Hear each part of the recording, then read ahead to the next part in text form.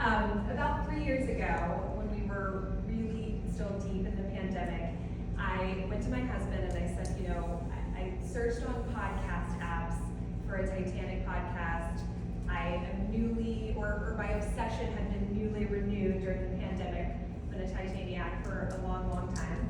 And I couldn't find any that I felt gave me real research, long talks as you want from a podcast with experts and that sort of thing. I really wanted to get into the nitty-gritty of new research that had been done, and I ordered books, and I sat at my desk for many hours, and one day I went to him and I said, I'm just gonna do it. I'm gonna make a podcast, maybe I'll do 10 episodes, we'll see who listens. If 10 people listen, it's fun, it's wonderful, and I'll have just done a fun thing during the pandemic.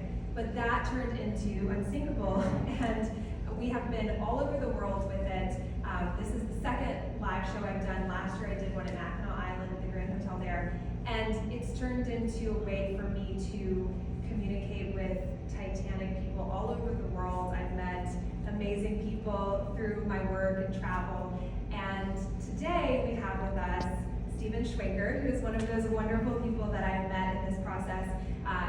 When I was on episode 3 of the podcast, I contacted him, I think on Twitter, when it was still Twitter at the time, and I had seen the news about the 6, the documentary about the Chinese passengers arriving. There's some screenings going on, some festivals, and I noticed it was exec produced by James Cameron. That got my attention. I contacted Steven, and he took a chance on nothing. I was nothing at the time, podcast-wise. I had 2 episodes. I said, will you take a chance on me, come on the podcast, let's promo the movie a little bit, do some collaborations, and he did, he took the time, and ever since has been just one of the most avid and wonderful supporters of the podcast, and I can't thank him enough, so thank you, Steven, for being here, and we will, we will sit here, a little bit about Steven, and get going. So the film The 6, which is unfortunately not available to stream in the United States right now, but hopefully will be at some point again soon. It's a really powerful film about the Chinese passengers on Titanic, and Steven is one of the co-creators and the head researcher in it. Before we start talking about the passengers, though, I really wanted to hear a little bit from you, Steven, about how you arrived at your passion for the ocean. You're an explorer, you're a diver, you're a Titaniac, but you also research a lot of other things. Can you tell us a little bit about your personal journey? Sure. Yeah. So first of all, LA, thanks for having me. Thanks to the Titanic Museum Attraction. This is my second time here. It's really a wonderful experience, and every time it just sort of hits me a little bit differently. And today, when I came in, they gave me the boarding pass for one of the Chinese passengers, Fong Long, which is, I have to say, was really moving. It's quite amazing when you bring someone's story to life that was somewhat dormant and just kind of sitting there in a dusty corner of the overall story. And I sent this I took a photo of it and I sent it to Fong's son, Tom Fong, who lives in Wisconsin, and he was equally moved. So it's really amazing to see these things kind of come to life right before your eyes. So for me, I grew up in New Jersey, not too far from the ocean. Always loved the ocean. Hated getting my hair wet. Okay, the ocean was great right up to here, and then as soon as my hair got wet, I was totally disinterested. Until my grandparents bought me a mask, and as soon as I could see underwater, I didn't care what happened to my hair. So from that point on, I've always had a love of the ocean, a love of the things that live in it, and on and around it, and then later on started learning more about the history and specifically the tragic history that many times is maritime history. So Titanic was just it was just something that was there. It was just part of the history of the Atlantic Ocean. Growing up here in New York, it was something that you'd encounter from time to time. I remember very specifically when Titanic was found in 1985, after having said not too long before that, gee, I think they'll never find that. So, and then I got to meet Emery Christoph, who had done a lot of the ROV work with Bob Ballard early on. But it was something that was sort of there on the shelf. You know, Titanic was there on the shelf. I was interested in other things. I was learning Chinese. I was kind of headed in that direction. So it wasn't, you know, sort of a pure interest in Titanic. I read A Night to Remember for the first time when I was teaching English in China. It happened to be in the library of the university that I was teaching at, and it was, you know, it was wonderful to read that. And so it's just sort of another piece that got stored maybe in the back of my brain. And then my longtime friend and creative partner Arthur Jones and I, we did a documentary in 2013 about a Royal Navy submarine that sank off the Chinese coast. We really enjoyed it. I wrote a book. He made a documentary, and then we said, okay, well, let's make another one. That was fun, you know. Let's make another one. And so we were working on a Shanghai shipwreck story. He was based in Shanghai. I was based in Beijing. And I said, all right, let's keep it local this time. And then in the process of doing that, I was Googling around, and he said, well, how are we going to tell the story? So much background, Chinese Civil War, people aren't going to know the story, how are we going to do this? And I said, no problem. It's a big maritime disaster, we're going to compare it to Titanic. So off the shelf came, you know, A Night to Remember and all the classics, and started reading them again, and going on to Encyclopedia Titanica, and, you know, I know that I had seen something about the Chinese passengers on Titanic before. It was not a brand new subject, but there just wasn't that much there. You know, now there's more there on that page because we did a little bit of work on it. But you know, I looked at it and I thought, you know, gee, that's interesting. And how come we know the stories of all these Irish passengers and Norwegian passengers and, you know, all these different groups, but we don't know what happened to the Chinese passengers? That's kind of strange. And so, of course, a late night Googling session ensued, and I didn't find anything, and, you know, did some searching in Chinese and didn't turn up too much more, and thought, but why don't we know about these people? It's not possible that all these stories just disappeared. It's not possible that they just disappeared. So where is that information? You know, who is the granddaughter in Illinois who's going to put up her hand and say, you know, my grandfather was on Titanic, or in Liverpool, or in Toronto, or, you know, wherever the person might be. And then when the anniversary came around, I had been thinking about this even before, you know, we finished Poseidon. Even during the 100th anniversary, I thought for sure some enterprising reporter in Hong Kong would turn up this lost story of the Chinese. No, nothing. Silence, crickets. And I thought, well, that's not possible. We've got to go find it.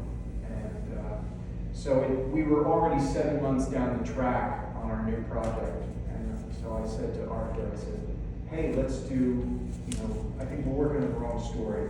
Let's work on this other story. He said, well, what do you want to work on? I said, Chinese passengers on the Titanic. He said, oh, great. Could you pick something more obvious and mainstream?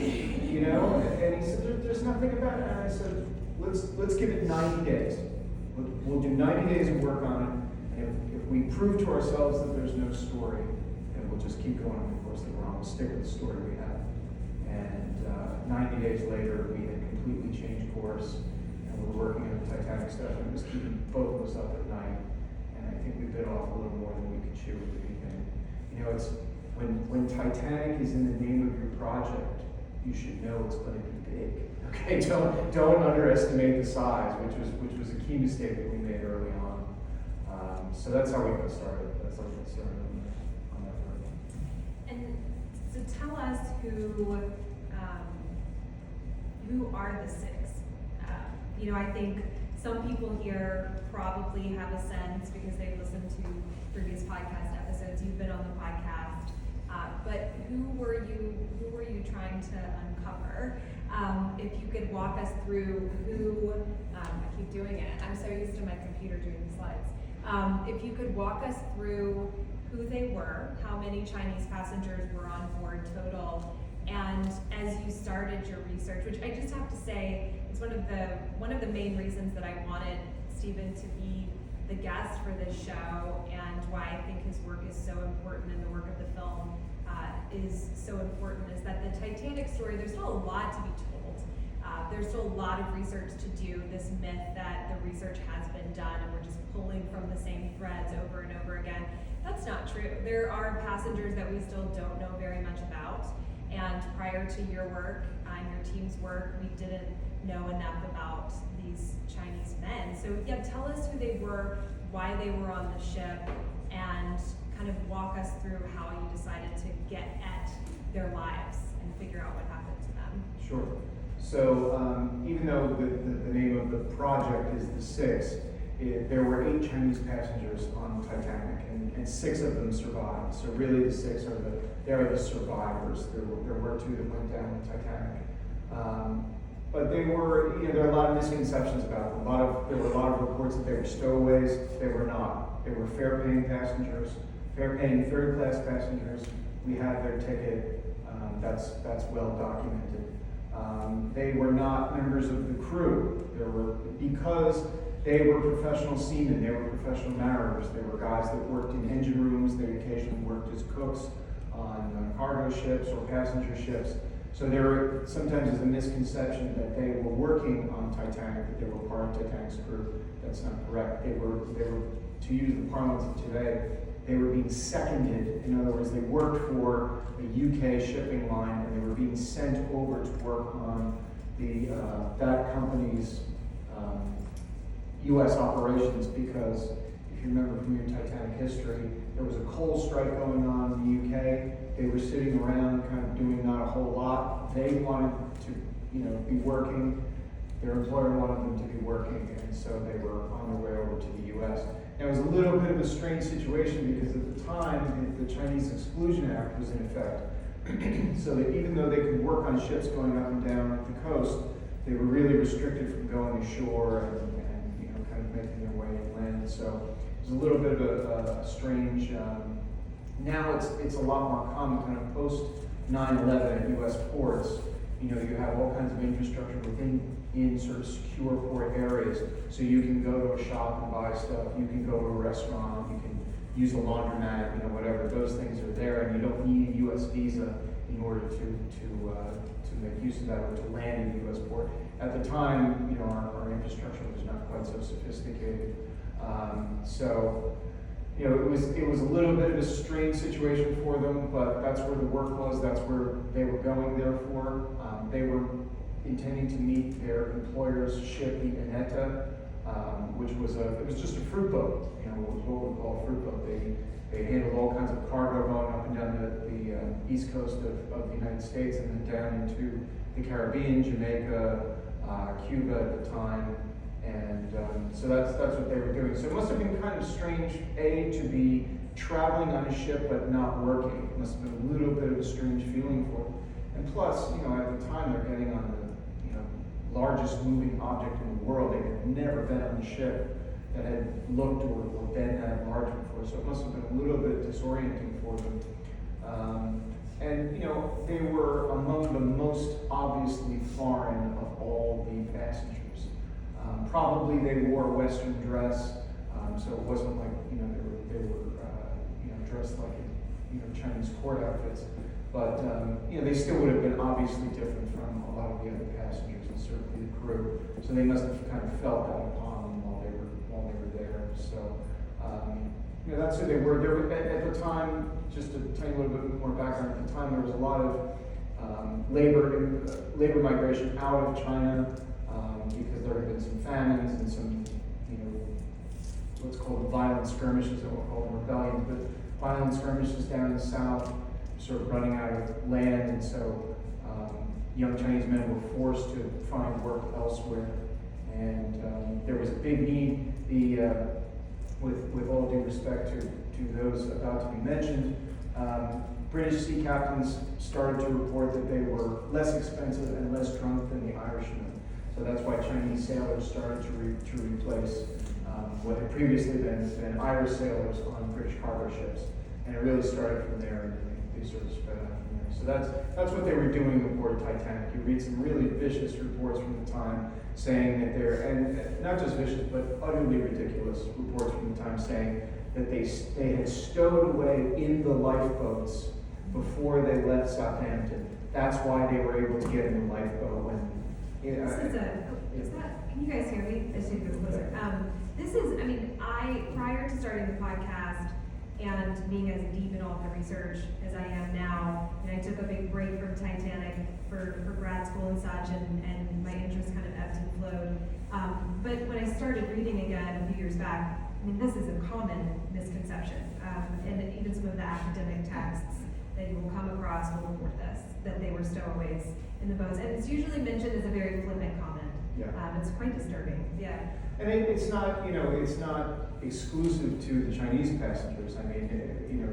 Probably a lot of us know the story that Harold Lowe had to apologize for his references to Italian immigrants. That the Italian consul in New York actually made him apologize after his testimony to the inquiry in New York. So it was just sort of a general, distaste for, people that didn't look like us, whatever that meant. Unfortunately, it's, one thing you learn when you're doing Titanic research is, you really got to put your white cotton gloves on and get your tweezers out, and you really have to go in and kind of pull out statement by statement, because so much of what we consider the canon of Titanic literature is, some of it is repeated, some of it is hearsay, some of it is, and most of it is well intentioned. It's not that people are trying to intentionally deceive, but it's just, you're sitting around on Carpathia for 3 days, you've just had this horrible experience, you're exchanging stories like you would, in just about any other situation like that, and then when you go to write your story down, maybe it's not so important that you didn't witness that particular event, or you just remember it differently, or someone seems to have clarified what you thought you saw happen or heard or whatever. So we're moving into a phase of Titanic research now that is much more forensic than it is historical, let's say. In other words, probably the first 50 years or the first 60, 70 years that we looked at Titanic, certainly before the wreck site was discovered, we really had no physical evidence. Everything was based on analysis of testimony, analysis of letters, analysis of interviews with people. That's really what A Night to Remember is as a book. That's, it's a collection of those accounts. But of course we know that eyewitness testimony is not always reliable. People forget things, they remember things differently. Now we're of course, we're in a new phase where we don't have the first-hand accounts anymore. All the survivors are gone, and in many cases, a lot of their children are gone. So now we're almost down to third-hand accounts, but we can do ultra-high-res scans of the wreck, for example. We can do Google searches that give us a chance to compare things very quickly that people had never been able to do before. Previously that process would have taken weeks or maybe even months to kind of put all those pieces together in the same place at the same time. We're able to build a model of a Titanic lifeboat and put people in it and say, well, were they hiding or weren't they? What could Ismay have seen from where he was sitting in a lifeboat that would have made him think that these people were hiding underneath seats, which isn't physically possible.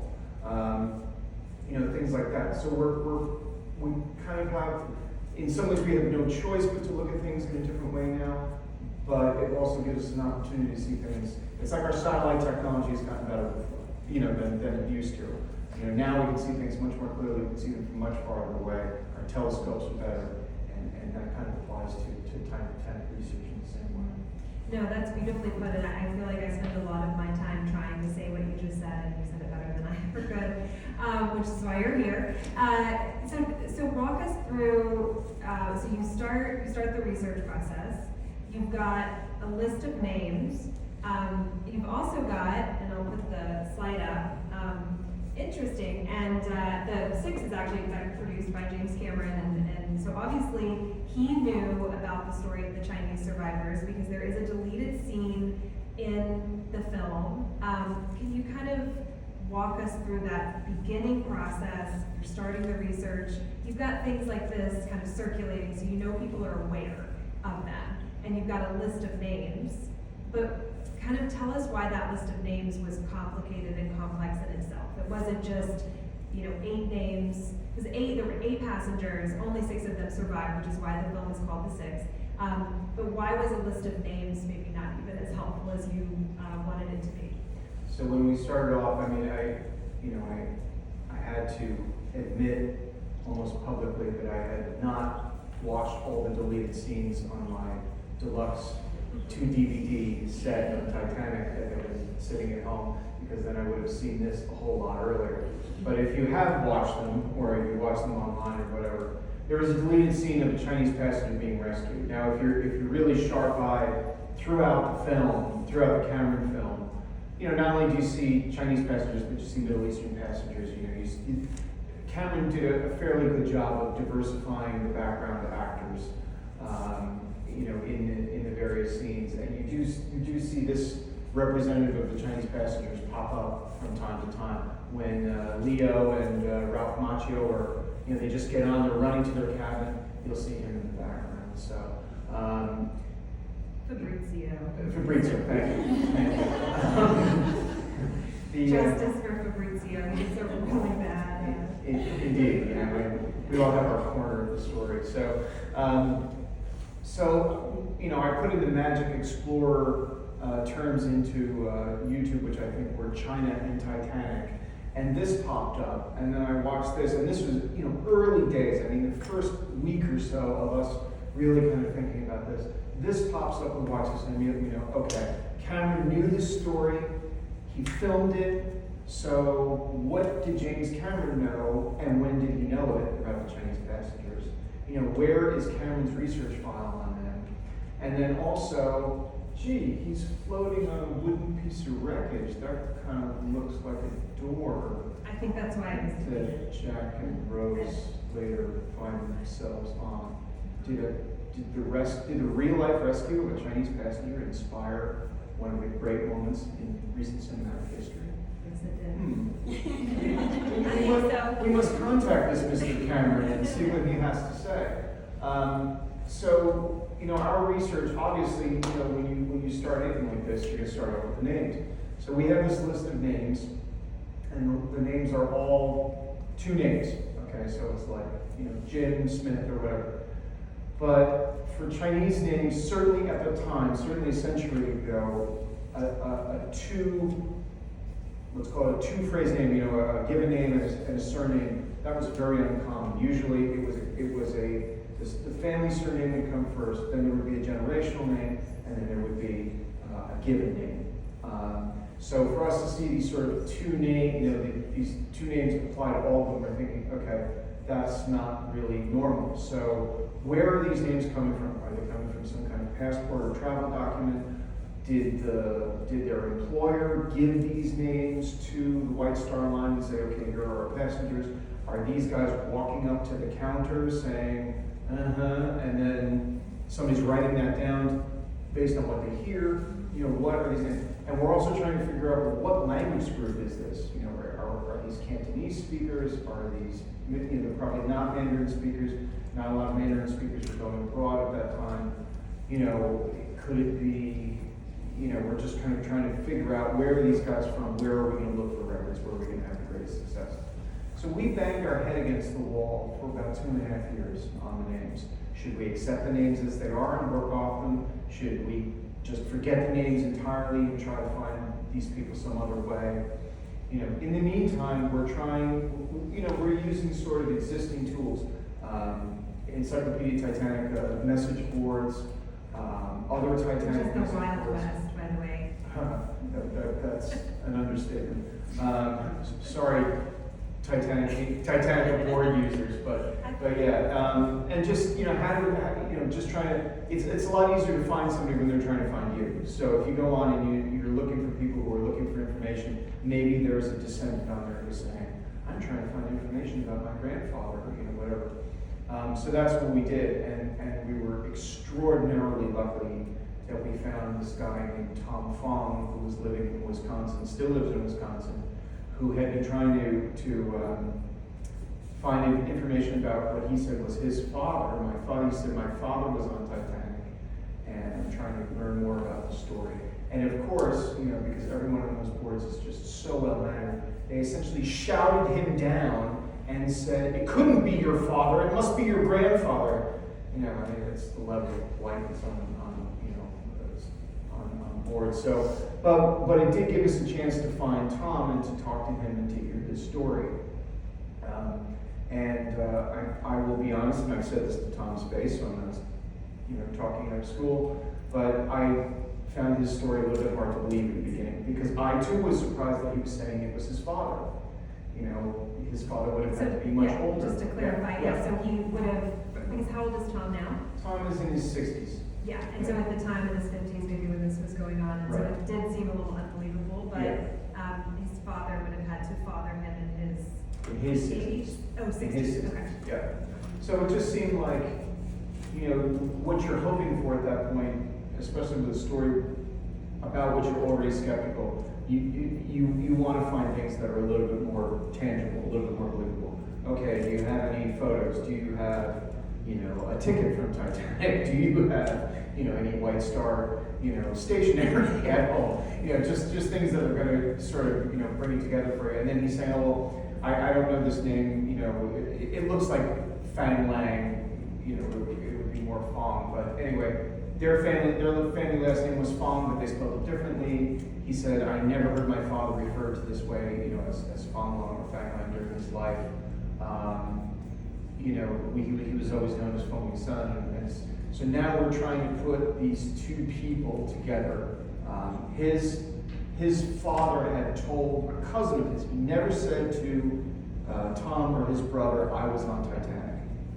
Okay, they knew he had been in a shipwreck, in a big shipwreck, but they thought that was in China somewhere. But the first night that his cousin Henry arrived from Hong Kong, when they migrated over from Hong Kong, at a dinner in Chicago, he said to Henry, I was on this huge ship that crashed into an ice mountain and sank. Okay, ice mountain is also the Chinese term for iceberg. Okay? So, I was in it. And one day they were at a museum in Wisconsin called Dome the Rock, Home on the Rock, House on the Rock, something on the Rock. And there's a Titanic display there because it's just basically a display of a bunch of stuff the owner had. And he happened to like Titanic, had a couple of Titanic models. And Henry points to the Titanic model and says to Tom, your father was on that ship. Tom had never heard anything about it. His father's gone at this point. And he said his father always wrote in a diary. And then at some point the diary was thrown out. When they cleaned out his hospice, they'd never found it. So to Tom, this was all new, so then he starts to try to find it, and then we found him. The great thing about Tom is that he's utterly without guile. He clearly he didn't look at us as like, hey, maybe I can become famous, maybe I can become rich, maybe I can, whatever. All he wanted to know his father's story. What didn't my father tell me when I had a chance to know him? And in that sense, it made it just utterly wonderful to work with. And, we just got lucky. If you look now at the passenger lists and who was in what lifeboat, if you're here for the afternoon thing, you can ask those guys where those lists came from. But how did this name, Fong Long, become associated with the guy rescued from the water? We have no idea. Because there's nobody on the Carpathia with a clipboard saying, I'm sorry, what lifeboat were you in? Can I take your name? No, that was all reconstructed after the fact. We just happened to get lucky that the actual relative of that name was associated with that passenger, and that his son happened to know that story. And to be honest, I don't know what we would have done if that weren't the case. I don't know if we would have had the same success. And what's phenomenal too, I want to move on to kind of your research. You can see a few photos up here, and a lot of it is in the film as well. But before we get to that, I just want to point out something the film and your research does such a good job of sort of historicizing, for lack of a better term, simple term, that it's very extraordinary that 6 of 8 Chinese passengers survived. There were a lot of non-white, non-Anglo passengers on Titanic, and up until, I don't know, the last decade. You would know it, really, based on any of the films or books or anything in pop culture about Titanic. Certainly, there was a huge group of Syrians on board. There was a Japanese man on board. There was a man who was the black man on the Titanic from Haiti on board. There were so many non-white passengers, so many people that didn't speak English, but we get the romanticized version, especially with the Irish passengers and such. But the non-white groups, the non-Anglo groups that are on Titanic, especially in third class, the survival rates are dismal, like just abysmal. So 6 out of 8 Chinese passengers, all in third class, surviving. This is a really big deal. And coming out of all of your research, and as you headed into the work of this, which is many years of your life, can you tell us a little bit about why you think that is? Why did 6 of 8? It's hugely significant. Sure. I mean, I think it's two things. And that really surprised us at the beginning, because if you look up, sort of survival rates, if you drop that kind of stuff into an Excel sheet, you find out that, I think there were 33 Austro-Hungarians, and every single one of them died. There are other groups where the survival rates are just awful. Yeah, the Syrian survival rate is not good. Yeah. I mean, it's just so what's so special about these guys? Well, I think first of all, part of it is just simple geography, where they were quartered, so they're traveling as unmarried men, which means that they're in the bow. Okay, they're the third class families or women with children were quartered towards the stern. So they are where Jack and Fabrizio would have been. That's right, exactly. So they were on effigy deck. So they're probably quite close. We don't know if they're on the starboard side, but in terms of where they are in the ship, they're quite close to where it strikes the iceberg. All right, and plus these are seasoned sailors. Okay, they know when something's wrong on a ship, and they must have heard and felt the collision. The other thing is they're getting flooded out very quickly. That scene towards the beginning where everybody's kind of got their stuff and they're going up Scotland Road, and that's within 20 minutes they've got cold water under their feet, so they know something's wrong. They know the ship is sinking, even if a lot of other people don't. They have no choice. They've got to get out of there. So the other thing is, and we worked with Tom Linsky, who part-time explorer. He's doing the sinking live stream tomorrow night. Yeah, the Sea of Glass team is live streaming from the museum, and will be one of their guests. Right, and so he had done a virtual reality kind of recreation of the ship and the sinking and so forth. So we turned to him, and Arthur despises when I use this phrase, which is why I'm going to use it again. But the map is not the territory. You can sit there with the blueprints until you are also blue in the face, but until you walk through something or see it for yourself, it just doesn't make sense. It doesn't make sense. It does make sense the way it would have looked to them. So what we realized is when they came out of their cabin, the watertight doors had fallen. There's nowhere for them to go but up. Okay? They have to go up the staircase. That's a good thing. That probably contributed to their survival. And that's true of anybody that would have been on those decks. There's nowhere to go. They're not going to get lost down some passage. They have to go up.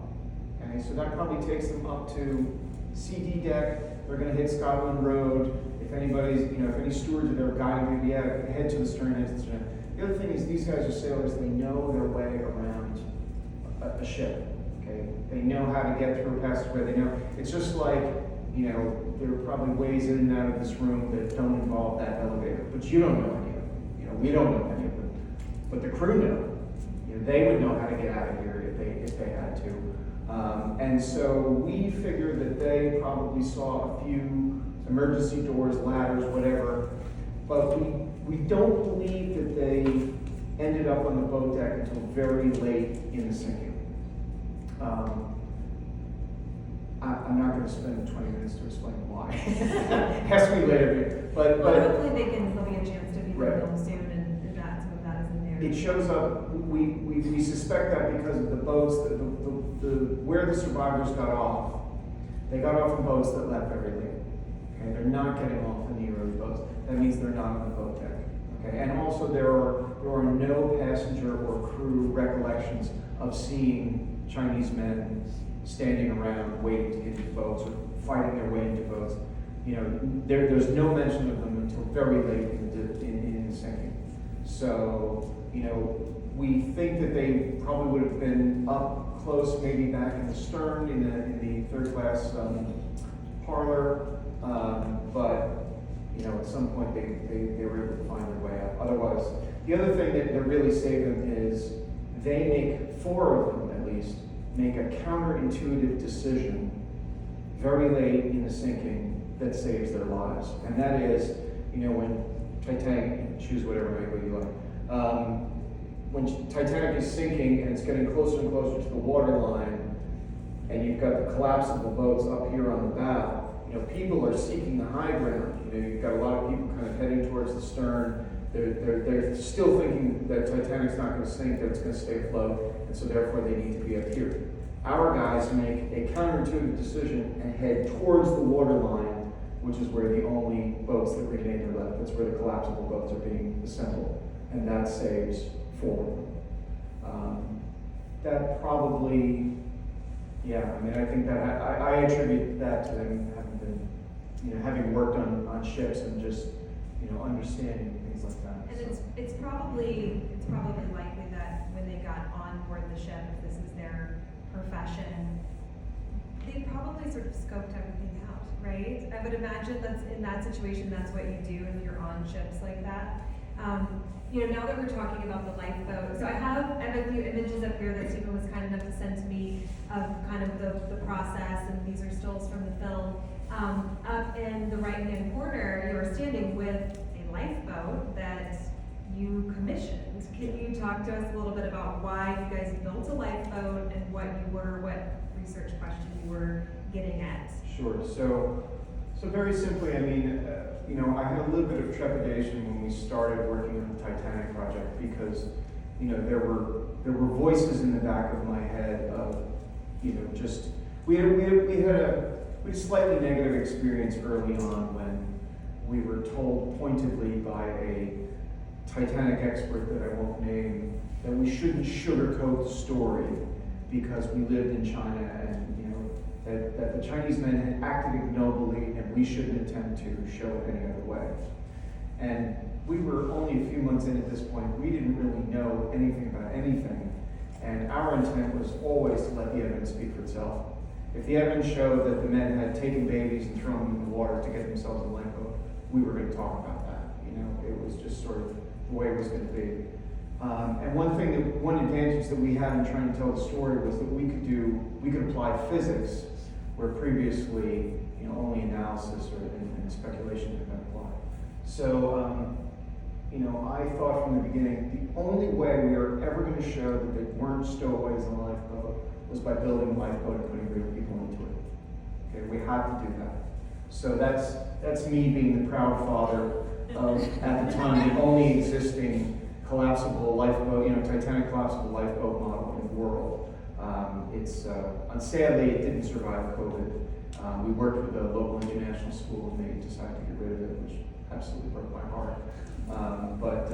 You know, it was something that absolutely had to be done. And, you know, it taught us a lot. There were things that we learned on the day. There were things that we didn't know until we actually put people in the boat and went to different spots in the boat and looked in perspective. And, you know, the map is not the territory. We had to build the territory.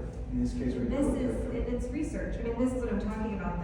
The Titanic story gets a little stale, a little dragonfly and amber often, and it's because we need new models and ways of research. It's not just sitting in an archive that's dusty and looking at names. That's important, and historians do a lot of it, and you've done a lot of that, and that stuff is crucial. But this is research, like the process of building that boat and putting people in it and seeing what happens so that you can figure out what happened night of sinking. That is research, and that's modern and progressive research in a way that it just astounds me. It's brilliant. When I was watching the film, that is probably the part that stuck with me the most. But yeah, I think the average person doesn't think about a process like that as research, but it's really important. So in this corner where I look strange up there, we went to a cold water research facility where essentially, they test dry suits for Coast Guard crew and just, survival in cold water. And so I was the volunteer that day, and I got to go into 40-degree water and see how long, how well I would do and how long I would last. Of course, the water around Titanic was much colder that night. But what we needed to know was if Fong Lung got himself onto a piece of wreckage, and was able to save himself, how long did he have? Because that affects the timeline. Okay, if you say, well, this person was in the water this long, and then they got out, the cooling rate drops, and then Harold Lowe's boat goes back to rescue people. That all affects the timeline. Okay, you can say, well, I think it was 45 minutes. Physics is going to give you the answer, because a person can only. It's not even that they can't survive longer; it's that they're not functional. Okay, at the end of this demonstration, when I'm freezing, I have to tie a knot onto a piece of wood, and it takes me 18 seconds just to go, and it's just because your hands are too cold and you're sending the message and it's not being received. So if he was able to, get away from Titanic, get onto a piece of wreckage, and hang on, how much time did he have? And again, I was in water that was relatively warmer than what he was in. But again, you're only going to find that out when you go and do it. Sometimes you have to volunteer to be a test subject. So, another forensic avenue that we looked at but wasn't really within our resources to do was down here in that's Fairview Cemetery in Halifax. It's the main Titanic cemetery, and there is some evidence that there may be an Asian passenger buried in one of the graves, based on the descriptions of bodies that were recovered. One body was described as like Japanese. Well, we can account for the one Japanese passenger. He was rescued. We had our 8 Chinese passengers. 6 of them were rescued. There were no other Asian passengers on board. So if there's, if it's an Asian body, then it's, one of our guys. We just didn't really have the resources to kind of do the DNA core sampling that would be required to do that. And Fairview Cemetery is kind of tired of Titaniacs and Titanic researchers going in there and wanting to dig up graves to find Well, there's the J. Dawson grave and such, which there is indeed, yeah. I have heard reports that women take undergarments and things to the to the J. Dawson grave. So I can imagine them feeling a little fed up with the obsession of that. It's an active cemetery. It's a very large active cemetery. So it's I can kind of understand it. When you see it, it actually occupies a very small part. Cunard line still maintains it. We still pay to maintain it, but But you just have to go out and you have to go out and you have to sit with the documents. You have to recreate things to the best of your ability. You have to it's the only way you're gonna, because the example I always give is the band. Okay, so we all love Titanic's band. We love Titanic's musicians. There's no enmity towards the band whatsoever. And yet, we cannot agree upon, did they play right up until the moment that Titanic went under, or did they stop sometime before that? And what did they play? Was it August? Was it Near? My God, did they? If we can't agree on the band, then we're never really going to have full agreement on most of the other Titanic-related issues. So, but physics can give us some of those answers, and that's really where we felt that we could make a contribution to the history overall. We just wanted to set the record straight, whatever the record was. We did not necessarily believe that the men had acted nobly or ignobly. Sometimes maybe they just acted. It's not everybody's a hero and not everybody's a villain. Sometimes they're just a person. Sometimes they're just a participant. So, we just wanted to know what did the evidence tell us? That's what we wanted to know. And therefore, the burden was on us to find and produce as much evidence as possible, whatever story that told. And part of that process is shining light on Chinese American history, the Chinese American experience, the immigrant experience, which Titanic obviously was an immigrant ship, and so this is such a crucial part of studying Titanic as well. And I I want to open up, to see if any of the audience has questions, and I know we're running a little low on time. But I did want to quickly ask if you could describe, you had a really amazing experience where you got to reunite a descendant of Harold Lowe, who was the Titanic officer that took the only boat that went back out. Of course, it's in the 97 movie, we all have seen that rendition of it. You got to reunite one of his descendants with Tom, who would have been one of the people that, his father would have been one of the people that Harold Lowe saved. So I'm so sorry, I sort of secondhand tell your story to people at dinner parties sometimes, because I think it's such a good story, and I probably don't do it justice, but in studying Titanic, those are kind of the moments I live to hear about, because again, I don't want it dusty on the shelf. It's a living history, and I think when you got those two people together, that's probably one of the most important moments in Titanic historiography, history that there is. So do you mind describing that a little bit? So very briefly, I mean, Tom Fong had a desire to meet, he saw Harold Lowe as the man who saved his father's life, and therefore allowed him to exist. So we said, well, how would you feel if we took you over to the UK and introduced you to Harold Lowe's grandson? Harold Lowe's son is long gone, and he talked about, like we said, how about we take you to the moon and you can, walk through the Sea of Tranquility, You're on a ship and it's new. Just the same kind of reaction. Immersive experience. So,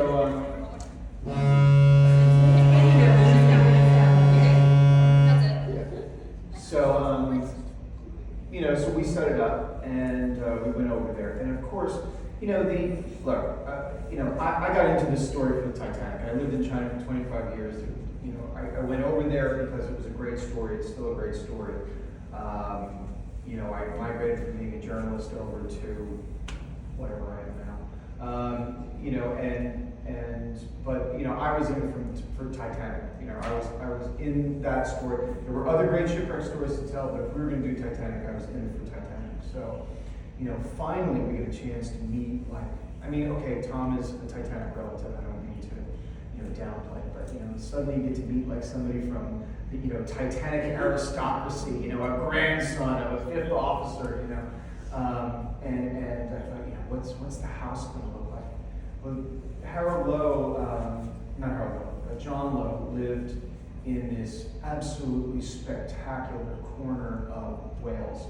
He lived basically as far north and west as you can get in Wales before it crosses back over to like the Liverpool area. So we got there, there's this river sweeping by, there's this huge Norman castle off in the distance. It's like, oh my God, what am I doing here? And then you walk up to the house, and it's kind of an unassuming house, except that it has this giant plaque on it that says the former home of Titanic fifth officer Harold Lowe, and you're like, yes.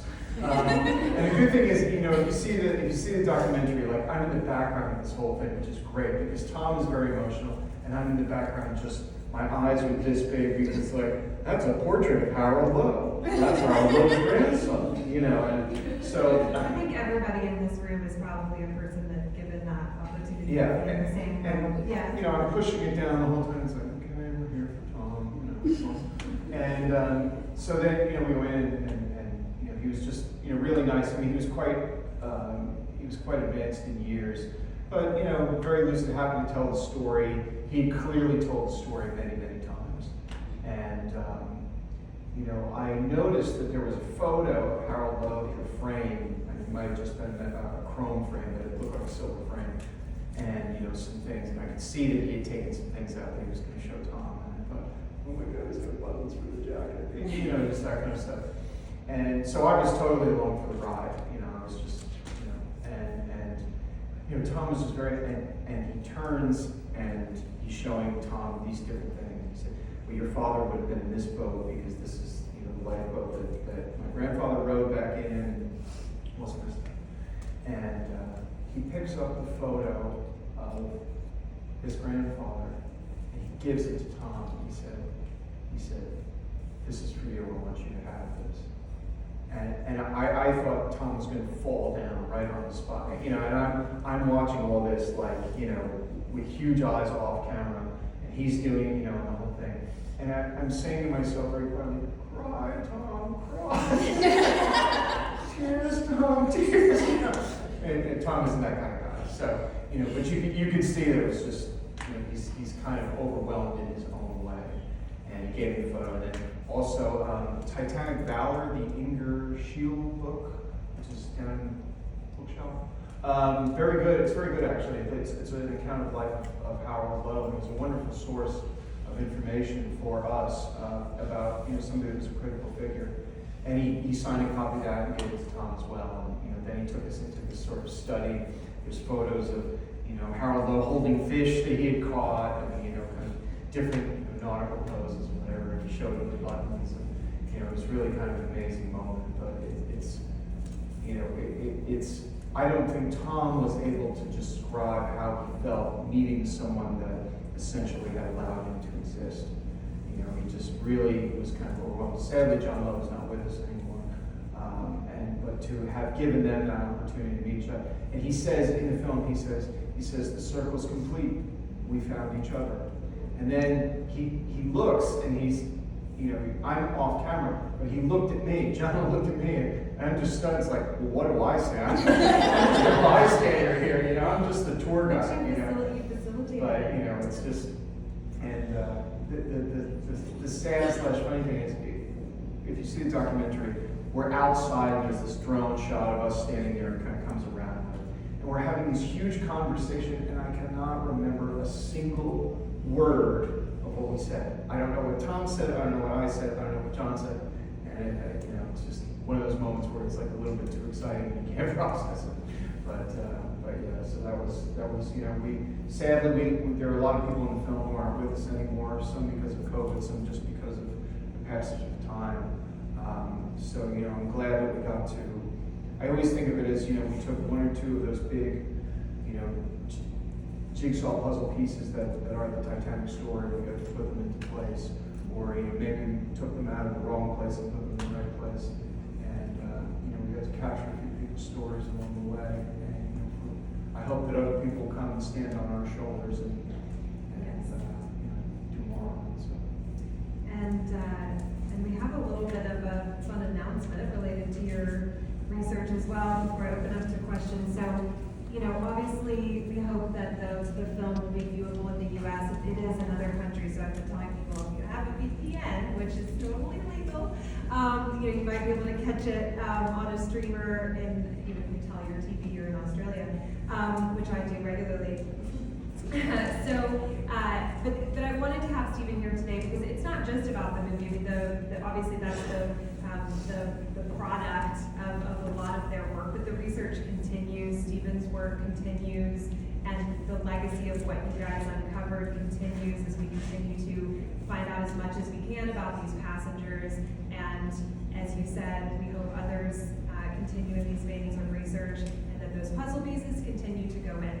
And so you have a fun announcement related to the 6 in another form that people will be able to consume and buy soon. So tell us about that. So I'm very pleased to announce that the Chinese version of the book, The 6, was published a few years ago. I'm very pleased to announce that the English language version will finally be published by the History Press UK about this time next year.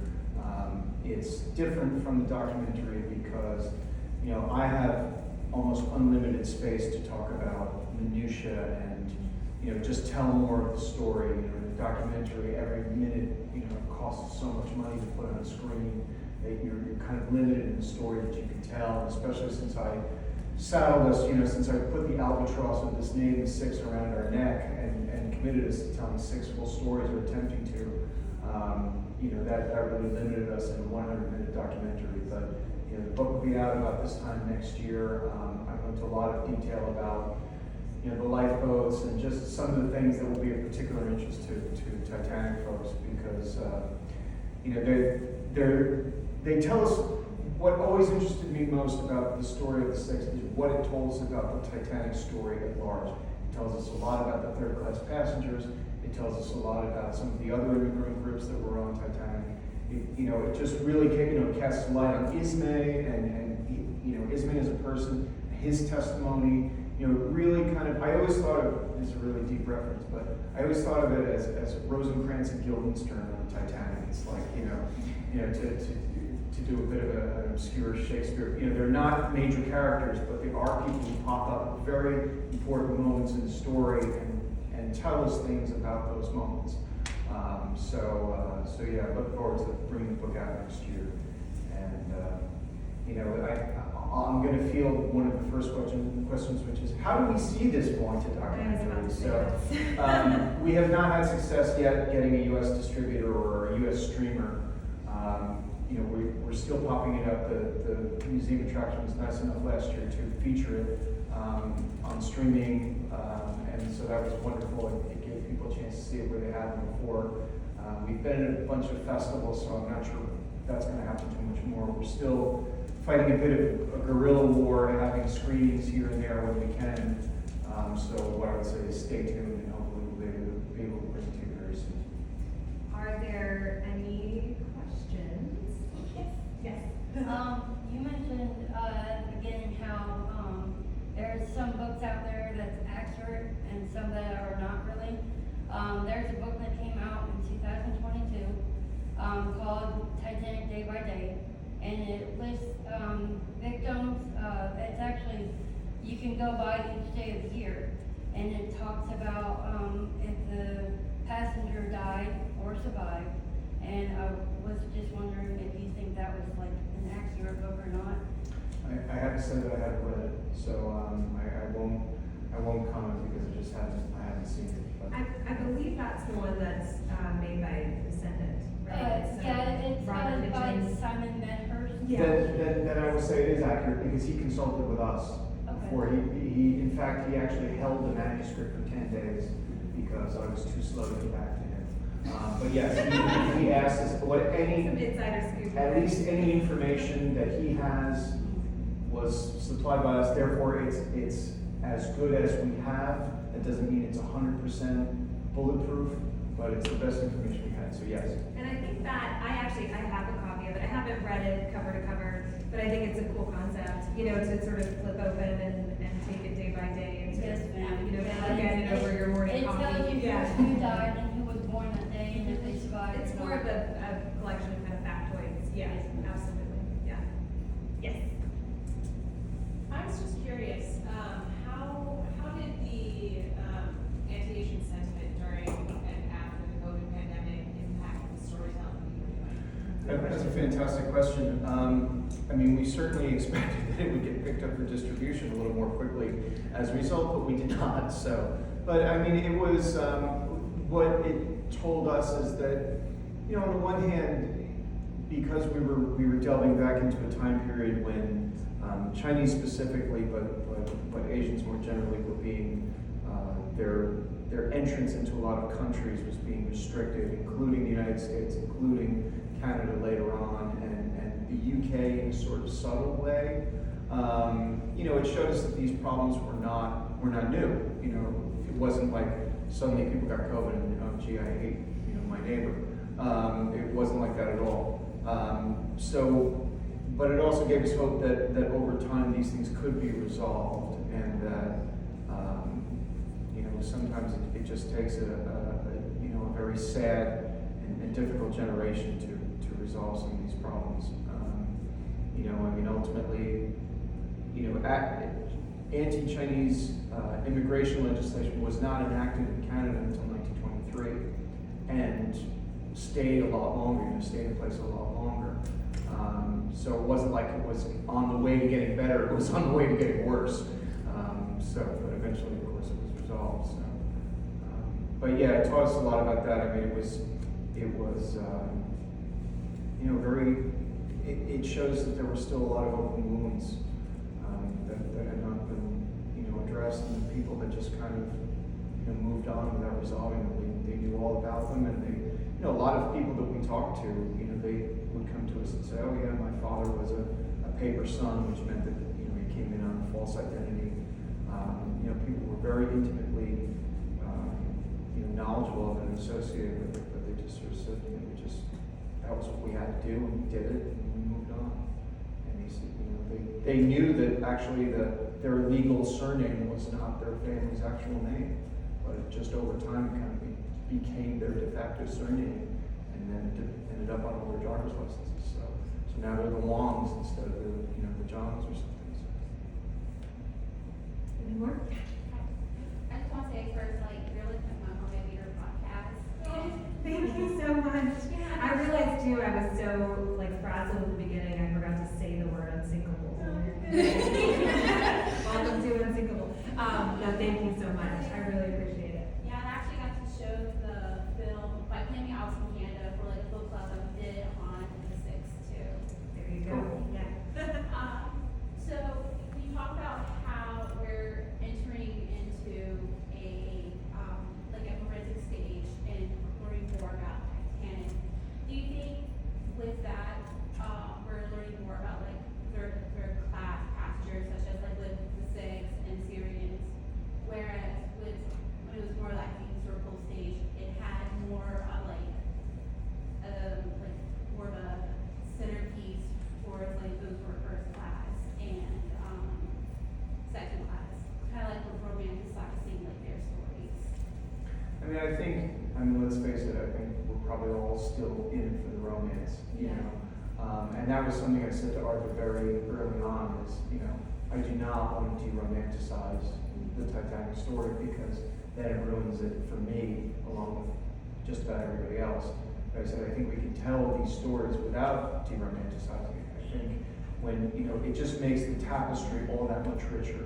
When you can fill it out and, it's not just, Irish parties down below decks and, whatever. When you individual stories, let me say it this way, nobody would be interested in the story of a very large piece of steel that's now at the bottom of the ocean. That, there are a bunch of rivet heads who will be into that, but it would never have had the broad appeal, and you could never build a nonfiction or fiction story around it. If that's And other shipwrecks. And other shipwrecks all over the world, some of which unfortunately have had a larger death toll. Sure. But it's Titanic that has become this juggernaut.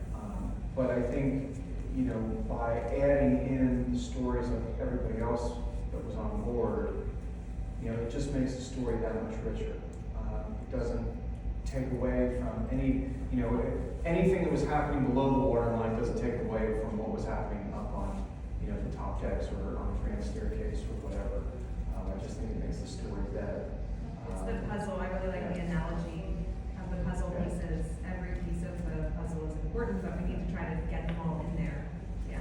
Maybe one more? Is there one more? Yeah. Monica? Yes, what was it like speaking with James Cameron and how he knew about Chinese? Good question. So we pursued James Cameron for 2.5 years.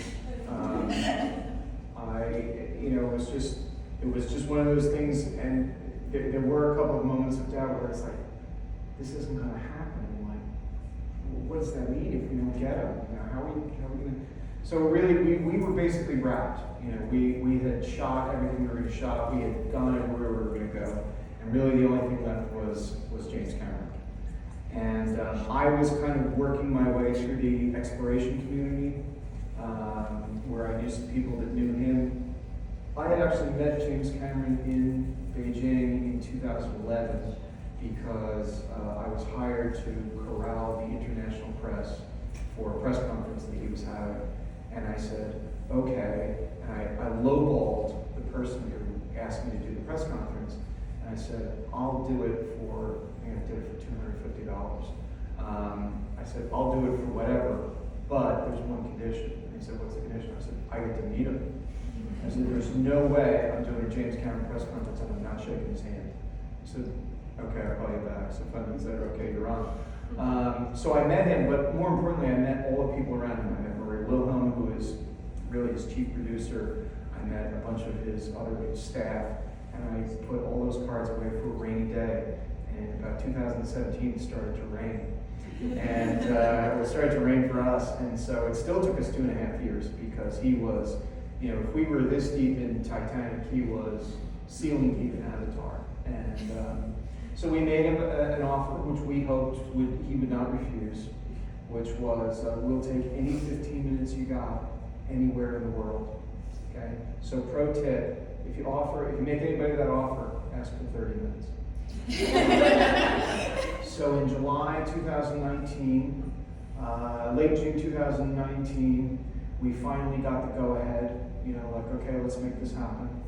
And said, okay, where is it happening? And I mean, it was almost like throwing a dart at a map of the world. And it was supposed to be in LA, July 4th weekend, and then there was an earthquake. And he said, okay, I'm not. He said, so if you want to come down to Wellington, New Zealand, I'll be there. And we said, okay. Let me tell you, if you think New Zealand is far from here, all right, it's far from everywhere. Right? Even from Beijing, which is they're almost in the same time zone, it was 16 flying hours. I flew to Melbourne and then I had to change it. It's another ways to Wellington. And Wellington is about the size of Pigeon Forge. It's not a very big place. For a national capital, it's not a very big place. Cameron must basically own the entire town. Well, he and Peter Jackson own a fair bit of property nearby. So anyway, so we finally got him, and we booked into the place that we were supposed to book into, and we set up, and we hired a local crew that had worked with him before, and whatever. And his advance guy shows up like 30 minutes ahead of time with flowers. Okay, let's put these flowers in the background. Okay, very nice. Looked around, looked at us like, are these weirdos? Like, can I let Jen talk to these people? And it was fine, and and so 30 minutes later, in walks James Cameron, made up, ready to go. Need a coffee, need a water? Nope, I'm good. Apparently he's tall. He's tall. He's like 6'3", maybe 6'3 and a half. And so sat down, he was ready to go. Bam, we did our interview. And then he hung out for about 10 minutes afterwards because he had questions for us, which I thought was awesome. He said, I'd really love to stay and talk more about this. And it sounds like a wonderful project. And by the way, what else can I do to help you? And that's how we got to be the executive producer. And when you see the documentary, all the footage that's in it from the Cameron film, he cleared it for us. That's what I was about to say. It's like a huge deal to be able to put that Saved in. us. I mean, it saved us a fortune. We couldn't have done it otherwise. We would have had to animate it or whatever. And so I have nothing but pure gratitude for James Cameron. We didn't. It wasn't a gimmick. We didn't go after him because forget you. No, it wasn't anything like that. It was. James Cameron is a legitimate Titanic expert. He is one of the leading underwater explorers that we have in the world today, and we needed his voice. We needed to hear what he had to say about this, and that's why we did it. And he was great. He was absolutely great. We were really great.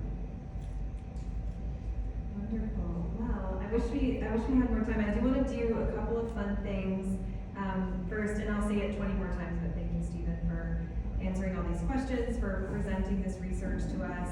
It's so important for the entire Titanic community, and to have you here at the museum. And I feel lucky to be here at the museum. So thank you.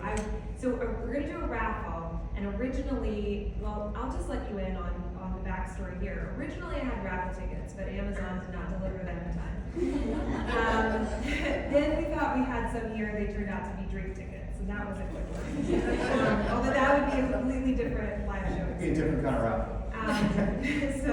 And then we decided, I have a little printout of attendees, and we decided we'll just roll a number from that, but obviously the attendance was a little lower than we expected, so I don't know that that's the most efficient way to do it. So what we're going to do is we are just going to count off everybody, start here, go row by row all around, and then we'll do the number randomizer like we were planning to. So we have some really amazing books to raffle off, just a few from the various corners of the Titanic world. We also have a copy of Steven's book, Poseidon, and he's going to sign that copy. And then we also have a couple of Unsinkable mugs that Steven and I are both about to sign here, so a few fun things. So we'll start here, gray shirts.